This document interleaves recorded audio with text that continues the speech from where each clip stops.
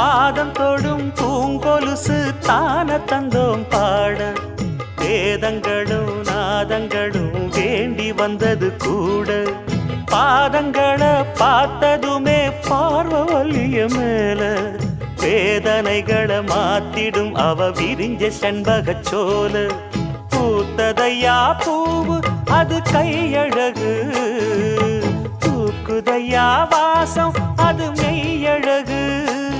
நான் வந்தேன் வாழ்த்தி பாட நல்லத சொன்னே ராகத்தோடு கண்டே சீத போல கண்டதும் நின்னே சிலைய போல இந்திரலோகம் சந்திரலோகம் சுந்தரலோகம் போற்ற கலைவா